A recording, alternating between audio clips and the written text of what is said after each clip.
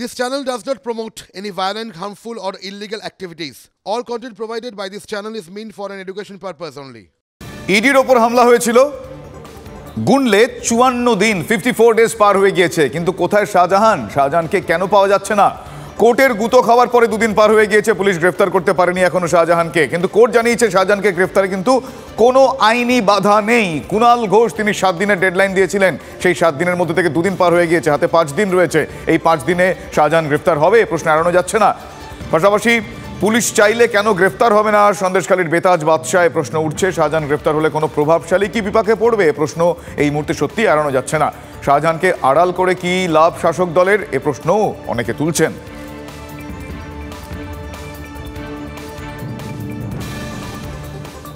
শাহজাহানকে গ্রেফতারে কোনো বাধা নেই, এই কথা কিন্তু হাইকোর্টের তরফ থেকে একেবারে স্পষ্ট করে দেওয়া হয়েছে।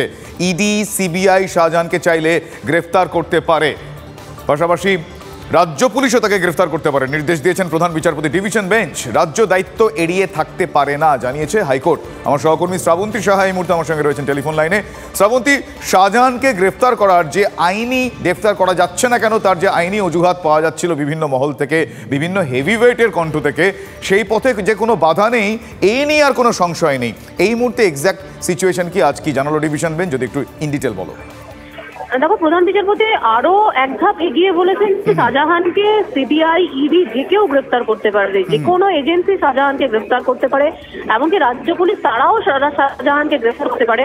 তার কারণ সেই ব্যাপারটা তিনি স্পষ্ট করেছেন যে একজন জনপ্রতিনিধি প্রায় 53 দিন হয়ে গেল তিনি এভাবে পালিয়ে বেড়াতে পারেন না নামে এত ধরনের অভিযোগ উঠেছে।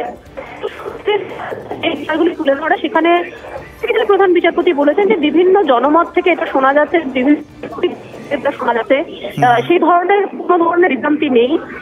অর্ডারে স্পষ্টভাবে বলা হয়েছে যে শাহজাহানকে গ্রেফতারে কোনো বাধা নেই, সেটাই আরেকবার স্পষ্ট করা হয়েছে। একই সঙ্গে এদিন আলাদা করে ইডি এবং সিবিআই এর পক্ষ থেকে আইনজীবীরা বলেন যে রাজ্য পুলিশ যদি শাহজাহানকে গ্রেফতার করে তাহলে মূল যে মামলা রয়েছে বহু প্রমাণ নষ্ট হয়ে যাওয়ার একটা আশঙ্কা থাকছে।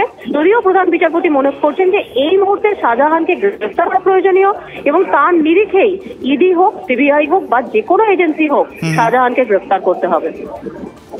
ওকে, থ্যাংক ইউ শ্রাবন্তী। আমি কথা বলছিলাম সহকর্মী শ্রাবন্তীর সঙ্গে। এই মুহূর্তে শাহজাহানকে গ্রেফতারিতে আর কোনো রকম আইনি বাধা নেই, সে বিষয়ে কোনো সংশয় কিন্তু নেই। এই মুহূর্তে শাহজাহানকে ইডি সিবিআই এবং রাজ্য পুলিশ গ্রেফতার করতে পারে।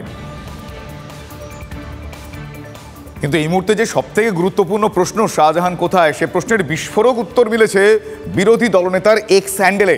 সেখানে তিনি কি বলছেন, সেখানে তিনি বলছেন যে পুলিশি আশ্রয়ে বহাল তবিয়তে রয়েছেন শেখ শাহজাহান। গতকাল রাত থেকে পুলিশের সেফ কাস্টাডিতে শাহজাহান। বেড়মজুর 2 নম্বর পঞ্চায়েত এলাকা থেকে সরিয়ে নিয়ে যাওয়া হয়েছে তাকে। এক প্রভাবশালীর মাধ্যমে পুলিশের সঙ্গে রফা হয়েছে শাহজাহানের। জেলে 5 স্টার সুবিধা, 5 তারা সুবিধা দেওয়ার প্রতিশ্রুতি দেওয়া হয়েছে। শুধু তাই নয়, জেলে শাহজাহানকে মোবাইল ফোন ব্যবহারেরও প্রতিশ্রুতি দেওয়া হয়েছে। এমনকি উডবার্ন ওয়ার্ডে বেড তৈরি রাখা হয়েছে। এক্স হ্যান্ডেল এমনটাই দাবি করেছেন শুভেন্দু অধিকারী।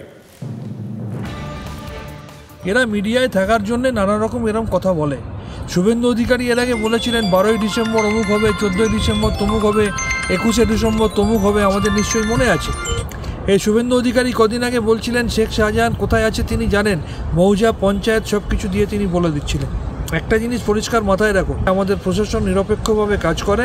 যেভাবে উত্তম সর্দার বা শিবু হাজরারা আমাদের দলের সাথে যুক্ত থাকা সত্ত্বেও পার পায়নি, তারা অ্যারেস্টেড হয়েছে। অনতি বিলম্বে শেখ শাহজাহানও অ্যারেস্টেড হবে।